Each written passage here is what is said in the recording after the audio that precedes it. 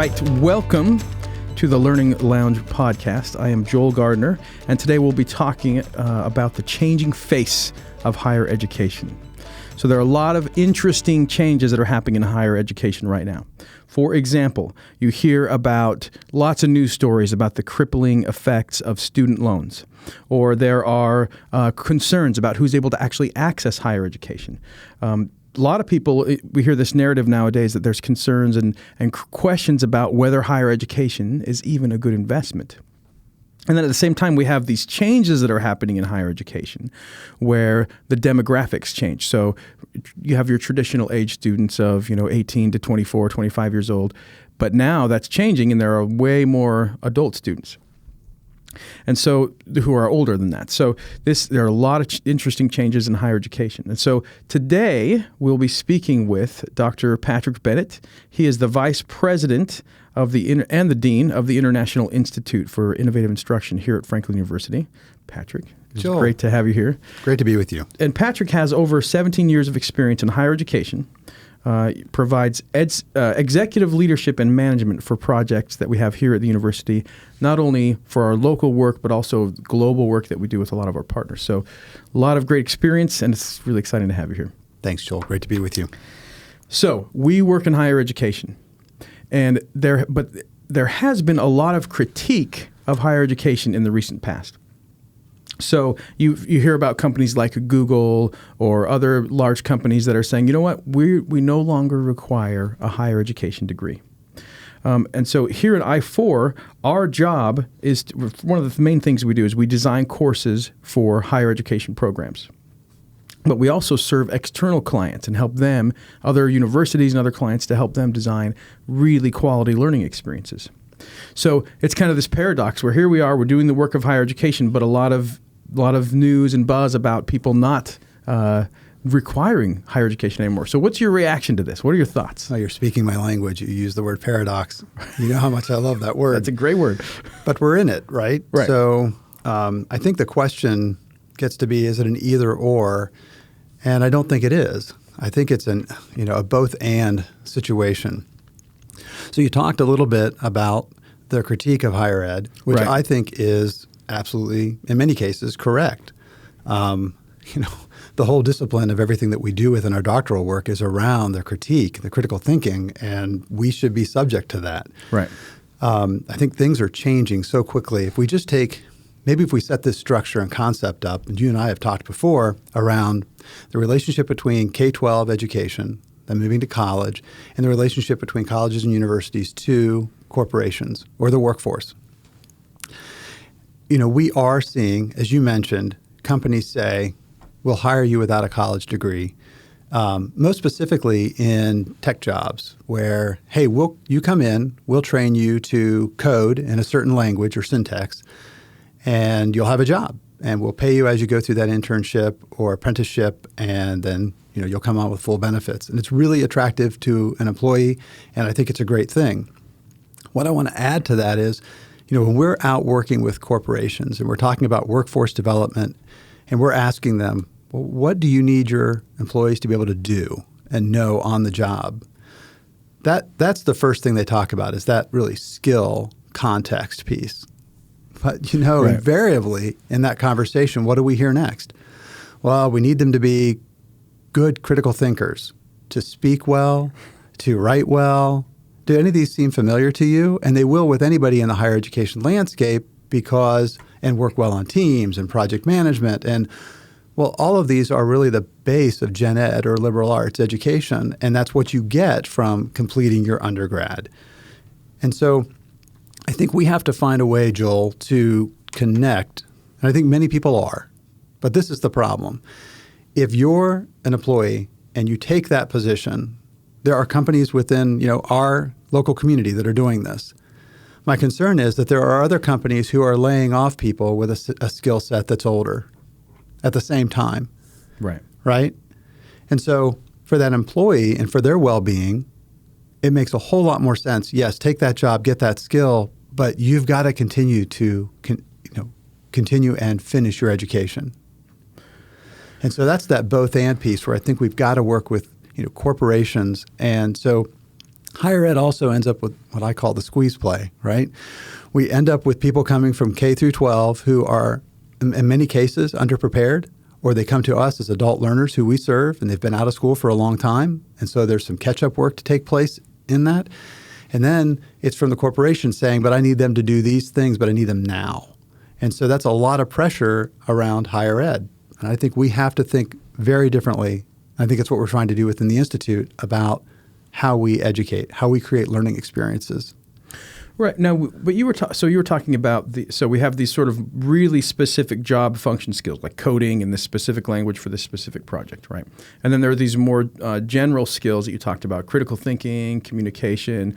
So what would you say if someone argued, well, you can pick those up just by working in the workplace? Like how would you react to that? Well, when I hear that from a corporation, I would say, well, why aren't they? Because they've been working in your organization. Some of these are Fortune 80 companies nationwide, and we hear this thematically through all of those. It's mid-market to large corporations have that same problem. And the thing is that a well-organized and well-structured program of education has taken these things into account. All of the learning outcomes, which we start with the program, what do you want the student to know and do at the end of this program? And we work all the way backward into all of the assignments, all of those experiences. The great thing about when we're talking about non-traditional learners or continuing learners, which I like that word better, as we talk about lifelong learning, is that they're getting to apply that. So if I go to school or I work on assignment last night, today I can apply that. So from theory to practice, as we talk about, and that value. Well, and so I've heard people argue, well, skills are just skills. You can learn them, you can earn them or gain them, whether you're in higher education or not in higher education, right? I've heard that argument made, and I would say that is probably true. But a big assumption that they have is that it's something that you're doing independently, right? So, and you were kind of getting at this just now. So there's a whole body of research that shows that if you create the right conditions for learning, right, then you accelerate learning and you deepen learning much more quickly and effectively than if you don't have those conditions. So that's what we try to do in higher education, at least in my opinion, is we try to take those conditions, we call them principles of learning, principles of instruction, and we create these sort of, we package that into an experience that the learner has to accelerate the learning. Exactly. The other piece that we're doing is we're thinking about the person not transactionally, but holistically around who they are as a person, how they're developing. That's very different than this kind of transactional piece that I want you to learn how to use Microsoft Excel, pivot tables.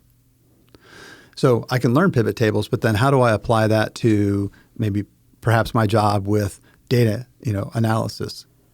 Another thing that we're asked about. Right. Well, there's a whole set of critical foundational pieces in Gen Ed that come into how I make decisions, what I think or what's opinion, right? And those things take time. As you know, as they go through their educational journey, they continue to add those skills and deeper thinking around that, and they mature that process. Okay, so you're talking about I'm trying to figure out how you're categorizing these kinds of skills, right? And some of it's just for me to clarify for myself. So we have would we call them discrete skills, right? I know how to do this, run this program. I know how to use this Excel spreadsheet. I know how to create this PowerPoint presentation. And all of those are really important. Right. So these are discrete skills that you could almost do free of thinking, if that's how we want to phrase it, right? Free of critical thinking. But then it sounded like you were saying anyway, I want to make sure I understand, that there's this component of being able to think critically and being able to assemble and assess the data that's in front of you to make a decision about how to use those discrete skills appropriately. Absolutely correct. Is that where you're headed with this? Yes. So your PowerPoint example, I can use PowerPoint. I can put images in. All right. Now let's think broadly about the message, the audience, the critical thinking that goes into that, influence. All of those pieces are more of what this person's getting out of the college education experience and being able to practice back into the workplace. And that takes longer.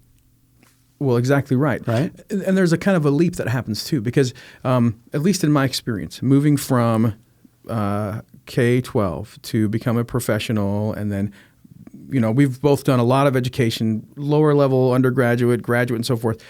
The problems or the questions that you ask as you progress, and it is also the case, by the way, as you progress in an organization, for example, from my example, I was an instructional designer, and then I was a program chair, and then now a department chair and a director of a larger group.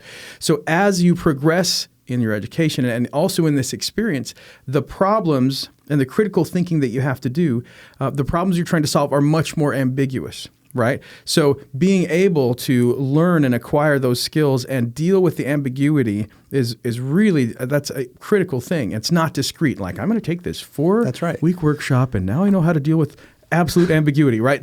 We want to tie all of those things together. It's why we do capstones. But I will tell you the one challenge in this is, so Zimsky would talk about it, Clayton Christensen would talk about it, the changes within higher ed. Both of them have put out, checklist for change for Zimsky. Right. And I reference him specifically. Today we think about giving tools one at a time. I'll take this course and I'll know how to do this. So we'll call that a screwdriver. And then I'll take this course and we'll call that a wrench. But I'm not going to allow you to use those until maybe a capstone experience to put them all together. Here's why I say that. If corporations, if we could, and people are, but if we could more deeply work with them to where I'm working for the corporation and I'm getting my education at the same time, and there's more. So we want to talk about the debt crisis that happens with this, where the student takes on the loan. If we get more corporations involved in taking that on for the student, there's huge benefit for them working and being able to apply those skills at the same time. It's an interesting story. Was spending some time with my son on vacation. He's starting college. We just moved him in. And during the summer, I was asking him, how are you feeling about, starting college? He goes, because he loves to work, right? He's good at scholarship, but he loves to work. He's like, I wish I was working 2 or 3 days a week and going to school. Like in engineering, put me in the job so I can be learning it. And I thought, out of an 18-year-old, this is exactly what we need to be doing. But it can be hugely challenging. And this is what other authors and researchers are saying. Higher education, name companies that have been around as long as we have. When you have universities that were established in the beginning of the 1800s, either they're 200 years old or they're 150 or 100 years old. There's a saying, it's easier to change history than the history professor. I laugh at that one. I'm not poking fun at history, but I say it because we have to make substantive change. And I think corporations probably likely find traditional higher education difficult to work with. Okay. And I definitely hear what you're saying. Do you feel, so what are some examples of how that can be done? How can you make that bridge happen? Because I think that there's something there. I'm part of an adult working group for the state of Ohio, and this is actually one of the discussion topics that we've talked about critically. We're in a situation where in the state of Ohio, and this is not just Ohio, by the way, my understanding is that in most states in the United States, if not all, there is there will be a gap in the number of skilled and educated workers and the jobs that are available. Right. So this is a big issue. Yeah, and absolutely. And you brought up, we can say that large companies are hiring people for specific jobs without college education. But I can tell you that the data tells us that the last 10 million jobs that were created, 75% of them required a college job. Mm-hmm. And of the next that are projected, the next 10 million, it's likely going to be higher. So and this is not just 4-year degree. We're talking about certificates, manufacturing. Yes. The manufacturing world changes so rapidly because the technology advances. So you need to have people who are skilled to use these new tools. And the public hears about this, right? Right. The politicians are sharing it. This is the message that we want. We say nano degrees, micro credentials, and I think all of those things are important. But I'm going to come back to we have to find a way. There are examples. The deans within our university are working with corporations, working outside with other areas, other cities, looking at examples of this, whether they're apprentice programs. And that may connote something of that's not college, but this is happening where people are working and the company is hiring them without the college degree or without the talent, bringing them in to train them for that specific job. and they're also getting their college education at the same time. And I really believe that that's a win-win. But I can understand that it's really complex. At the same time, Joel, state funding for universities across the United States in all 50 states has dropped over the last 10 years. Yeah. And at the same time, colleges and universities are great at raising money. They're only better at one other thing, and that's spending it all. Right? And then, and the press is right. The critique is correct. The other piece that goes with this, there are, depending on which one you read, between 700 and 1,200% increase in price over the last 30, 40 years. Yeah, this is unbelievable. Unbelievable. 1,000% increase, I think, from $10,000 or whatever that would have been for a year of education. And now it's 60, 70, 80, and you see these price tags. Even in the last, I go back to my schools that I graduated from, universities, and it's like, wow, that is a lot different than 10 years ago, even just a decade, right? Okay, let's go back to this though. This partnership between corporation, businesses, organizations who need skilled, educated workers and higher education. So there's this disconnect. So what's getting in the way here? Like what's the problem, and how can we start to solve this or to bridge that? It's a great question. And the answer is really complex. Right. But I think it really takes colleges and universities working differently with corporate partners. Love it. Yeah. And there are some examples of corporations. There was an article that just came out around Starbucks, and 5 years ago, there was a big press release. I think everybody held their breath about how many employees they were actually going to put through and would join this, where they were paying for their education. And why I find that really interesting is the 5-year analysis. I mean, I think the number, and it could be double this, but I think it was 10,000 people, employees, were actually taking advantage of that benefit. That's amazing. Yeah. And this isn't a company that's actually grooming people to bring to the home office, right? Because most of these people are out in the stores. They're baristas. They're people who are managing the stores. We need to take that to the next level. So based on the thinking I've been doing on this topic, it appears. So first of all, the corporation has to see the need and be willing to actually make to create a scenario where that's going to work. That's right. And in the past, our university does a great job with those partnerships. And in some cases, it's recognizing learning that happens at that job, right? Teaching and learning. That happens that we bring in for credit. But I want to take that to the next level and for us, and I think many of us, and work directly with that and make the credit that we're awarding today more meaningful for that job. Right. I definitely see that. Right. And so there are some very specific pieces that we want to do, and we're listening to the corporation, but we also have to find a way to one of the pieces that I noticed, to get very specific, is within academia, as you know, we write outcomes for everything that we do, and we assess it. But do those outcomes make sense to the employer? Right. Right? We had this discussion just, a couple weeks ago, and we were saying, if I were a student and I read these outcomes, they're very academically sound, right? And they're very accurate. But I don't know that a student could be able to articulate that to their employer. And so I think we've got to create that bridge, that crosswalk, if you will, between those outcomes and what's meaningful to the employer. So it's almost a language barrier, right? Yeah. We use our language to describe what we're doing. And I like how we do it for our purposes of designing a course and an instructional learning experience that's going to meet these outcomes. But then the issue is, what does that even mean? The student's like, well, what does that mean again? And it's not the same. We use this, some language to describe something that might be kind of the same that this corporation's thinking, but then it doesn't make sense. They don't connect, right? Exactly. And we've been doing some of that work, as you know, with some of the corporations we help design for, and we're going through with our program analysis of a program that might be a good fit for them. And when we start going off on the outcomes, they're like, can you explain what they're actually doing? And then when we get into the work that the student is actually doing, oh, that means this to us. Right. It's almost like having a translator in that process. Yeah, I could see that. So there has to be a way for. So I'm hearing from you. Let me make sure I'm understanding what you're saying here. The corporation needs to have a willingness to be able to work to arrange for learning opportunities for students, to work with a higher education organization. Now, what I've observed with those higher education organizations, as I've talked to other leaders, other university employees across the state, is those higher ed organizations also need to be flexible enough to change their processes or to change who they interact with so that these kind of adaptations can happen, right?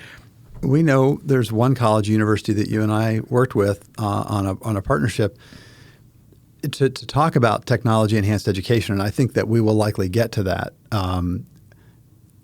The idea of an online class was just completely foreign to them. Oh, well, no, we're never going to do that.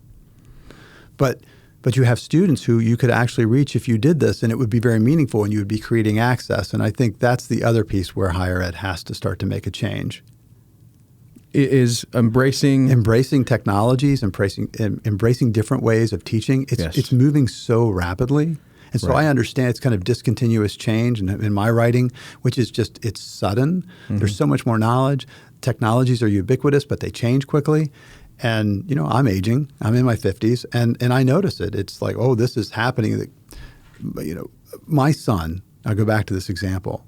He had one textbook in his entire school career. Mm-hmm. And now he's going to go to college. He did, and I got his textbook list. And there were 3 classes that only have a physical textbook version available.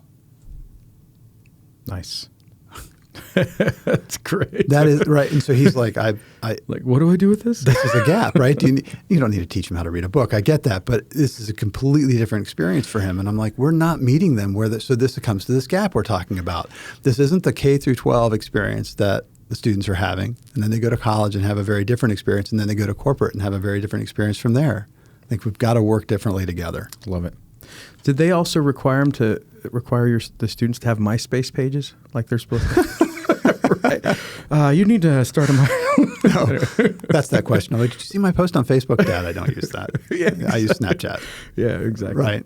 It's now Instagram. Anyway, yeah, there's all so technology's changing quickly. Universities seem to be slow to respond to that change, right? They do. This is my observation.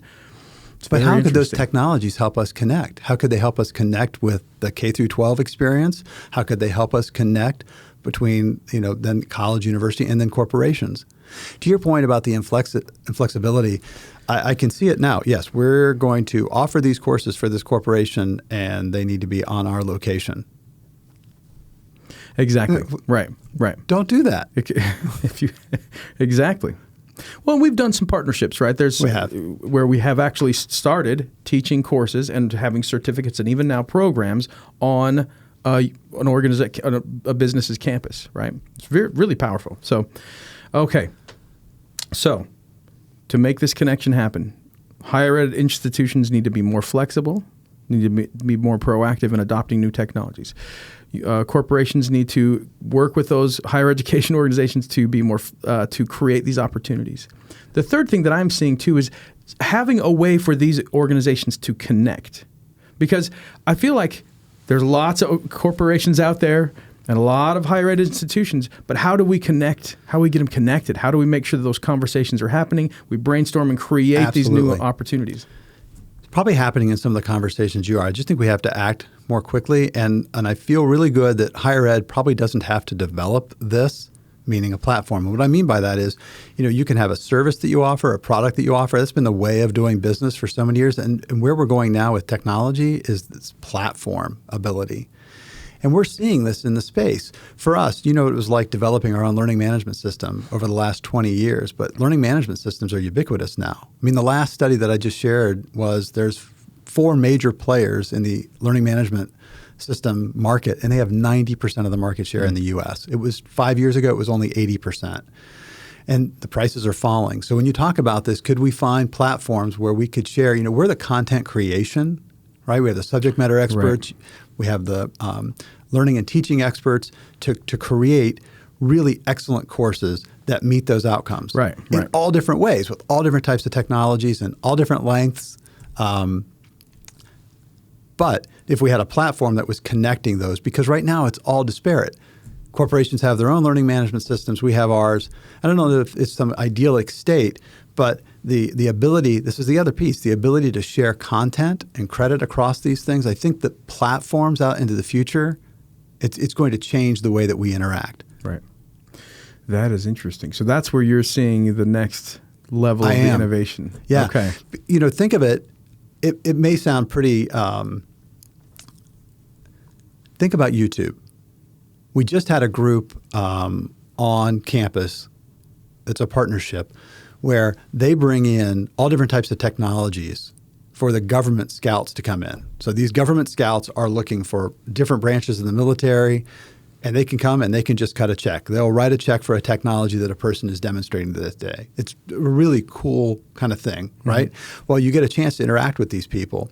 And one of them was a VR technology, virtual reality. And you and I have been talking about this, and we've been doing it within the Institute, thinking about what will that look like out into the future? Well, I found a platform company, right?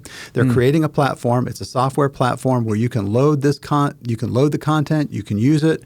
It's on Amazon Web Services. Well, this is great. Now we've got a connection point. I don't have to develop the software, but I actually experimented with it. The example that they gave was it was learning about an Abrams tank. And so it's PowerPoint on steroids. I've got the VR glasses on. I've got two handheld remotes, and I can kind of navigate the classroom. I can see where the professor is in the classroom. And to describe that, I can grab something, bring a file, open it. It talks to me, the audio. Also, I have this slicer, and there's an Abrams tank engine, and I can actually take that slicer and start going through the engine, and then I can see inside of it, and I can see all the parts. Wow. Now, they're doing the same thing for the medical community. So think of the power of that. You're meeting demand, right? So what are the unsatisfied and unmet demands for people who need educated? And I think that's maybe what we're not good at with higher ed. Well, no, our class is going to start at 9 o'clock. Yep. And it's going to be these number of credits.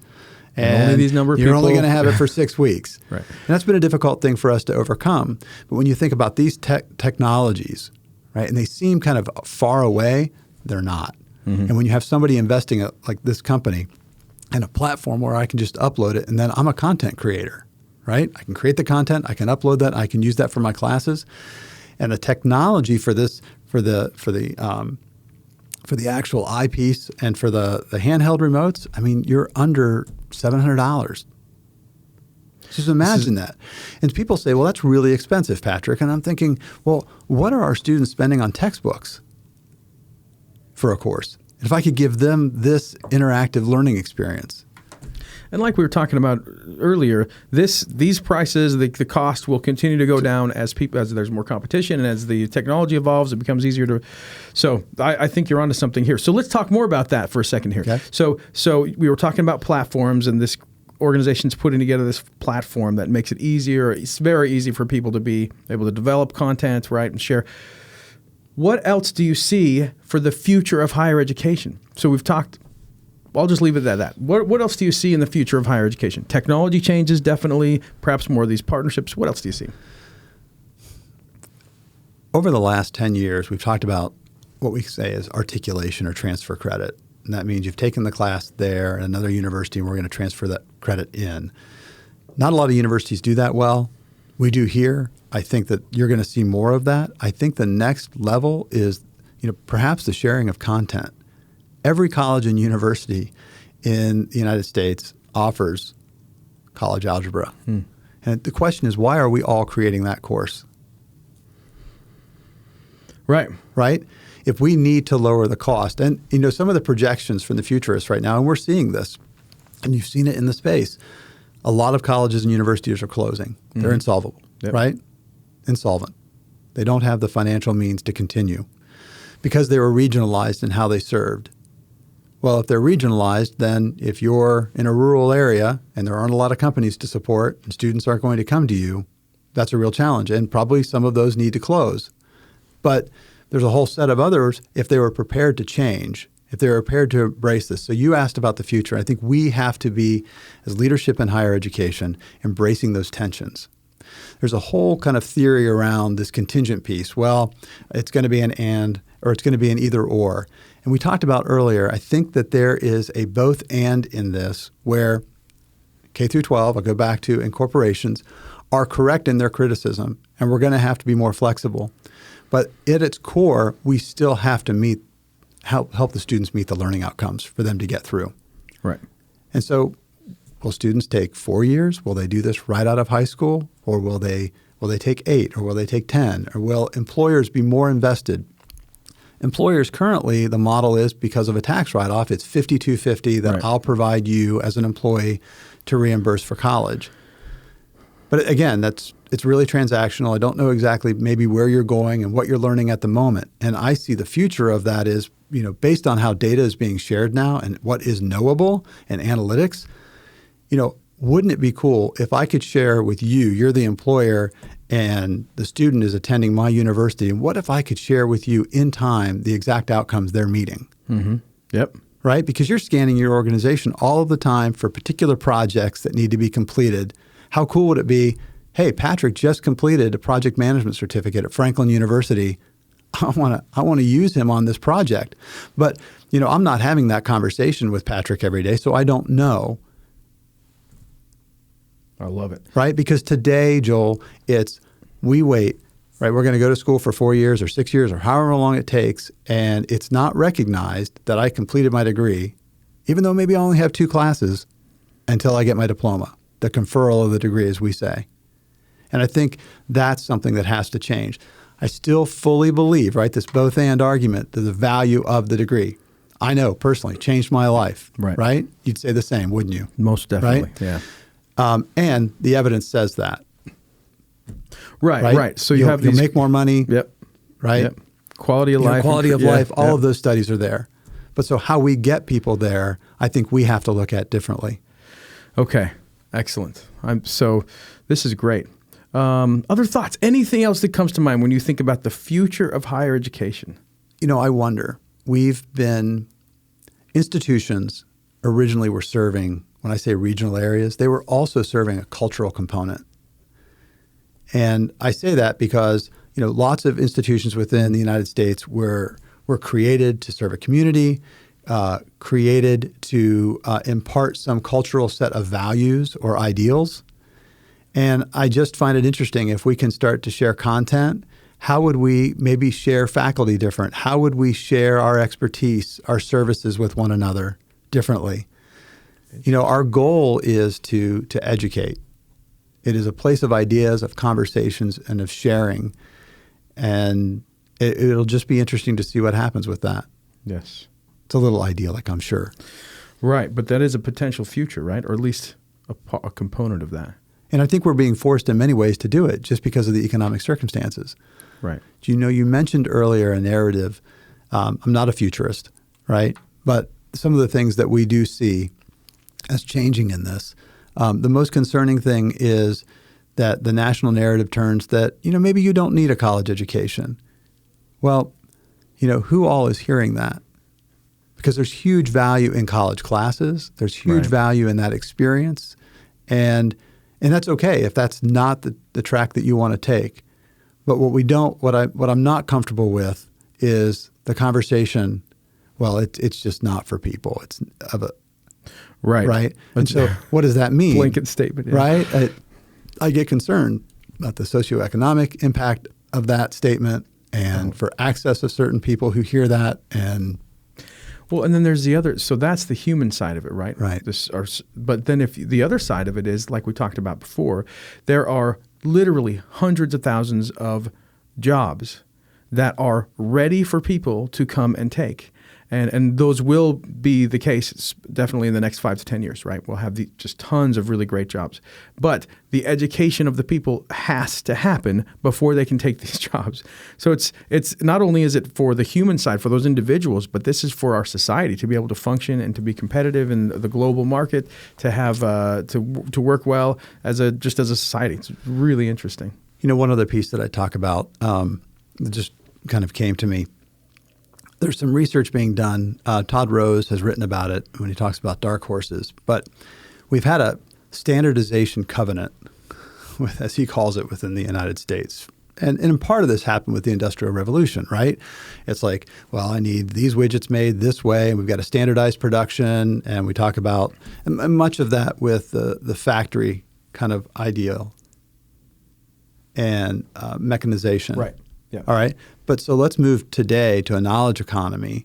And with the technologies that we have, here's the other thing that I think that I see with higher education.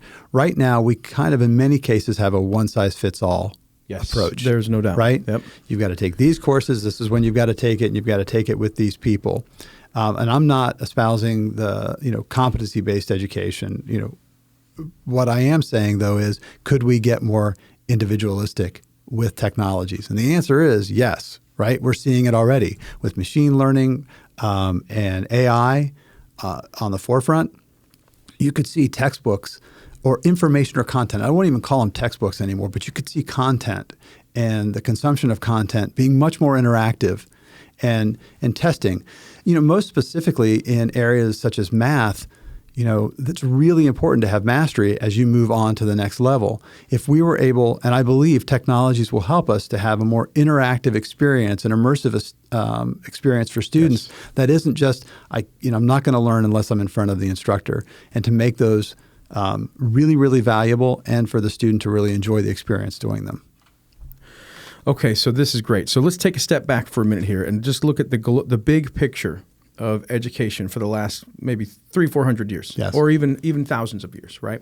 So you have the way that I've heard it described by some scholars, some writers, is initially we had what we might have called an agrarian society. So really it was based around farming, and maybe it was a home or a group of families that worked together and they had their farm and they did the farming. So that kind of shifted a couple hundred years ago to the industrial society. Right, and this is where the standardized covenant comes in, standardization right? Covenant. Standardization covenant. That's what it was. So that it was all about, we're cranking out our thing, and it's going to be the same every time, and all the Taylorism and all these different management approaches to be efficient and to have quality control, right? And a lot of those approaches to learn, so that had a big impact on the way we look at learning, right? So instead of it being like an apprenticeship, sort of you learn from the people that you're working with, now we have this standardized approach to how we do things, Come to the classroom. Yep, come to class. Everyone's moving together at the same pace. We're all using product. the same book. We're all reading the same pages. Exactly. We do the same assignments. So that's the standardized, or what did you call it? The standardization covenant. Yeah, right. Covenant. So that a lot of those ways of approaching learning, maybe most of those ways of approaching learning are still, there's this giant wave that we're still seeing the effects of, and we're still incorporating. Absolutely. Right? And much of that's driven based on expense, cost. Exactly right. Sufficient. Right? How can we, it's the best we can do to offer education to and access to a mass of people. But what I'm hearing you say is that now that we have, so let's back it up here. So agrarian, industrial, now we have what some people call the information or the knowledge society, right? And some people say there was an information society and now there's a knowledge society. And we've moved from the knowledge society to the service society, right? But really we're in the knowledge society where information is the exchange of information essentially is what we're doing for our work, right? So you and I, we talk and we write and we communicate. That's basically what we do, right? So it's an information society. There's a lot of things happening within that. Anyway, so some of those things of the industrial society are still in place here in the knowledge society. But what I'm hearing you say is that as we're moving in further into the knowledge society and the technology continues to evolve, then it has the capacity to leave behind a lot of those industrial era approaches to learning and really transform to a more knowledge-focused era. Yes.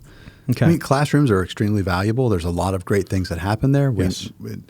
Be it face-to-face or online. But absolutely, we've been in an era of collecting the ability, and it's become much less expensive to collect huge amounts of data, right? What are we going to do with it? And now we've got the ability to actually do real things with that are meaningful, and we can give that information back to. And what we've been doing is giving, in our case, we give it back to the instructor, right? How many pages did the person read? What pages were they in? How many posts have they done within the learning management system? But what about the next step of that with machine learning and with AI, about you interacting with your technology and it learning about you, what you know, where the potential weaknesses are, and then bringing in things that are within that content. So that would be my job as a teacher, right? I'd be assessing your work, and I'd say, I see some weakness here. It'd be my job, but I gotta find that, and then I've got to bring other assignments in or other work for you to work on. if I have time or if I even catch it. But within this other environment that maybe we see in the future, maybe it's helping us do that. So it sounds like so in my mind, and this is not entirely true, but generally there is a progression of learning that a person goes through, right? You have to master these competencies and these skills before you can move on to these skills. But it sounds like you're saying that these tools would help a person adjust to those competencies and skills, or would adjust to their needs, and the teacher would be supporting that so that they can then move on more efficiently, right? So instead of just sitting there while little Johnny's doing his work and you're watching him and you already know how to do it, you're working with a technology that's helping you master it so you can move on to the next thing, right? Is that Absolutely. kind of what I'm hearing? Okay.